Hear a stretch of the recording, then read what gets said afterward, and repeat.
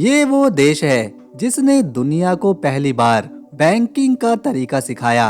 आज से 600 साल पहले जब दुनिया को पैसे के लेन देन का सही तरीका मालूम नहीं था, तब इस देश ने पहला मॉडर्न बैंक खोलकर इतिहास रच दिया था।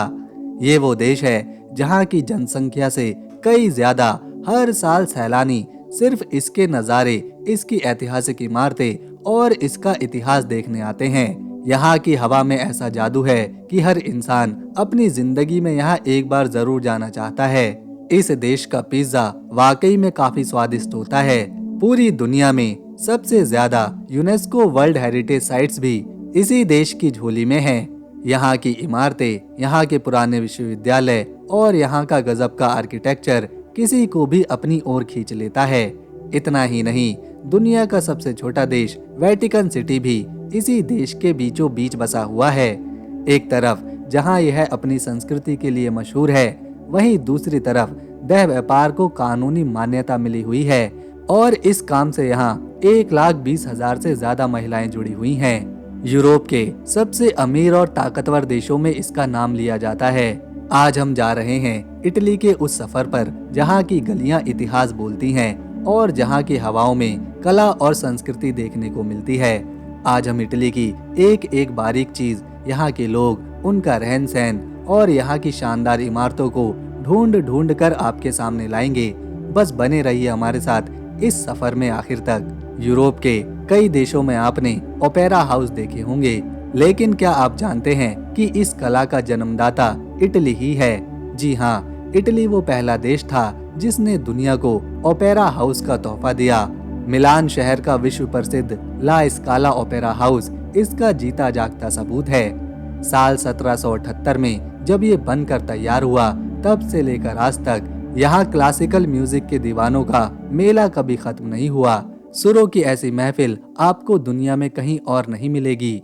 इटली की कुल आबादी 6 करोड़ है, लेकिन यहाँ का जेंडर रेशियो यानी महिला पुरुष का अनुपात आपको चौंका सकता है। यहाँ पुरुषों की आबादी 48% है, जबकि महिलाएं 52% में हैं। शायद यही वजह है कि इटली में 17 लाख से भी ज्यादा महिलाएं अकेले रहने पर मजबूर हैं। यहाँ की महिलाएं सिर्फ संख्या में ही ज्यादा नहीं हैं, बल्कि लंबी उम्र जीने के मामले में भी आगे हैं। जहाँ इटली के पुरुष 70 से 75 साल तक जिंदा रहते हैं, वहीं यहाँ की महिलाएं 80 से 85 सालों तक जिंदा रहती हैं।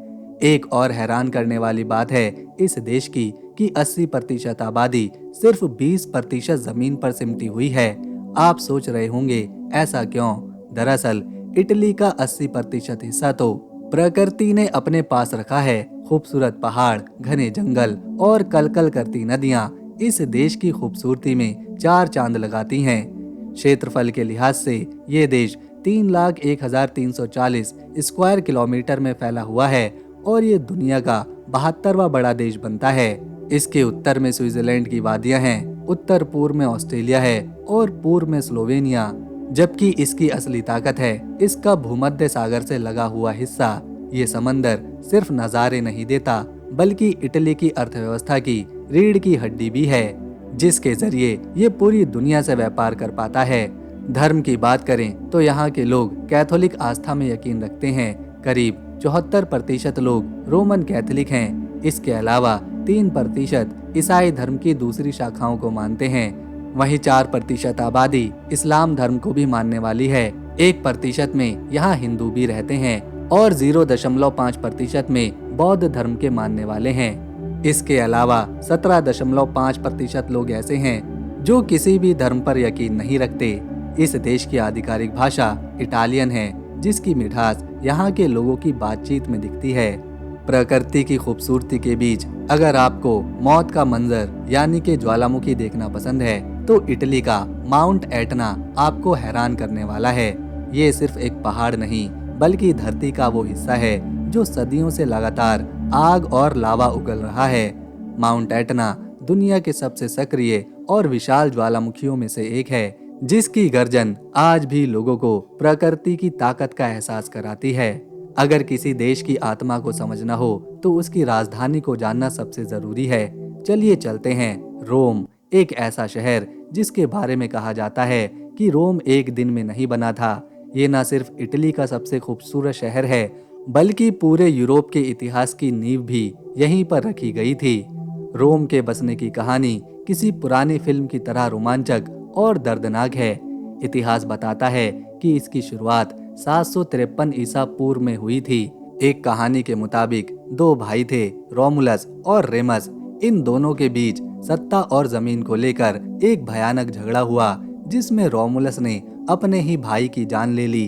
अपने भाई के खून से सने हाथों के साथ रोमुलस ने इस जगह पर कदम रखा और धीरे धीरे एक छोटे से कस्बे को कबीले में बदला। इसी रोमुलस के नाम पर इस शहर का नाम पड़ा रोम, जो आगे चलकर दुनिया का सबसे महान साम्राज्य बना। जैसे जैसे सर्दियां गुजरी, रोम ने अपनी एक ऐसी पहचान बनाई जिसे आज भी दुनिया सलाम करती है। रोम साम्राज्य के पास उस दौर की सबसे आधुनिक और विशाल सेना थी, जिसमें हजारों अनुशासित सैनिक थे। लेकिन रोम सिर्फ युद्धों के लिए नहीं, बल्कि अपनी बेमिसाल कला, बारीक चित्रकारी, विज्ञान और दूरदर्शी राजनीति के लिए भी जाना गया है। यहाँ के लोगों को तकनीक और खूबसूरती से इतना प्यार था कि उन्होंने ऐसी चीजें बनाई जो हजारों साल बाद आज भी खड़ी हैं। इन्हीं अजूबों में से एक है कोलोसियम। 80 ईस्वी में राजा टाइटस ने इस विशाल ढांचे को बनाकर तैयार किया था। उस जमाने का सबसे बड़ा एम्फीथिएटर या स्टेडियम था, जहां रोम के राजा और आम जनता मनोरंजन के लिए इकट्ठा होते थे। लेकिन यहाँ का मनोरंजन आज के खेल जैसा नहीं था। यहाँ ग्लैडिएटर्स यानी योद्धाओं को आपस में तब तक लड़ाया जाता था जब तक कि एक की मौत ना हो जाए।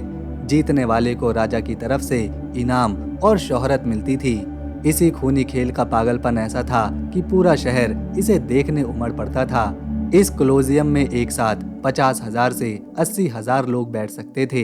इंसानों के अलावा यहाँ खूंखार जंगली जानवरों की लड़ाइयाँ भी कराई जाती थी। आज भी जब आप इसकी 50 मीटर ऊंची दीवारों और 189 मीटर लंबी चौड़ाई को देखते हैं तो रोंगटे खड़े हो जाते हैं। इसके चारों तरफ खड़े वो विशाल पत्थर के खंभे आज भी आधुनिक इंजीनियर्स को हैरान कर देते हैं कि बिना किसी क्रेन या आधुनिक मशीन के उस दौर में इतना सटीक आर्किटेक्चर कैसे बनाया गया होगा।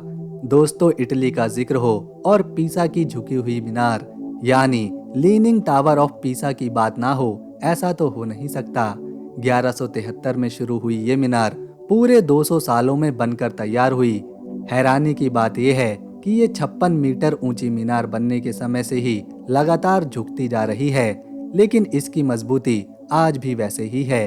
इसी शहर में पीसा यूनिवर्सिटी और बहुत से चर्च भी हैं जिन्हें यूनेस्को ने अपनी विरासत मान रखा है। इसके अलावा लेक कोमो भी काफी प्रसिद्ध है।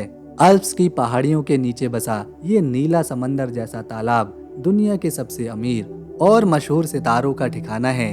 यहाँ के विला और चारों तरफ की हरियाली आपको किसी जन्नत का एहसास कराएगी। एक और जगह है जो आपकी सांसें रोक सकती है, वो है अमाल्फी कोस्ट।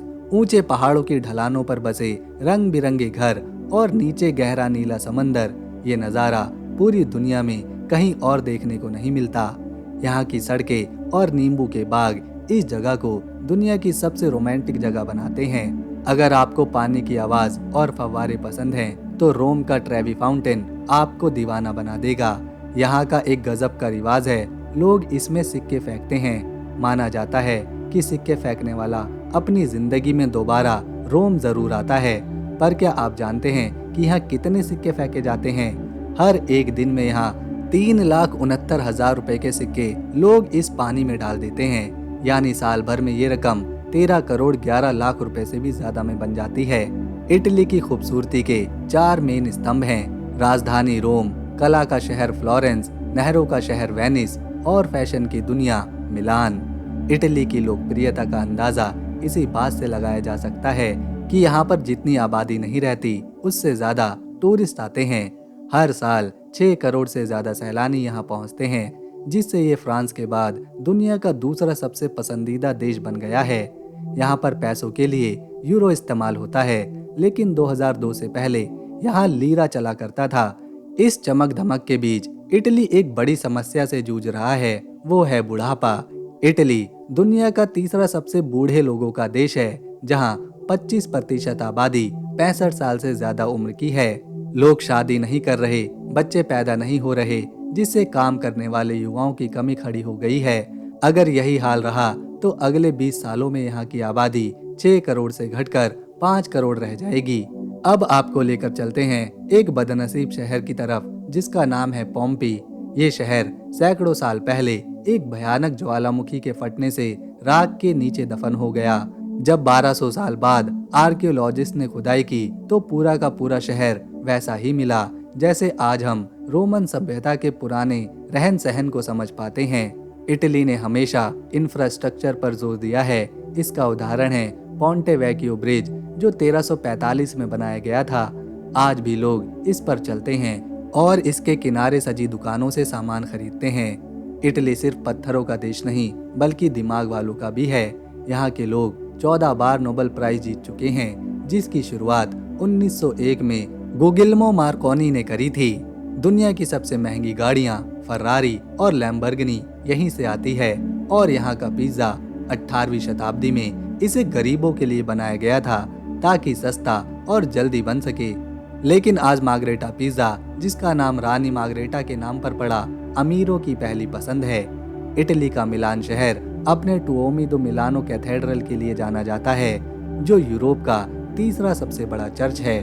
वहीं वेनिस शहर में कोई सड़क नहीं है, वहाँ सिर्फ गोंडोला यानी नाव चलती हैं। और आखिर में बात करें अगर फ्लोरेंस शहर की, जहाँ महान लियोनार्डो दा विंची पैदा हुए थे, जिन्होंने रहस्यमयी मोनालिसा बनाई, जो आज पेरिस के लूवर म्यूजियम में रखी हुई है।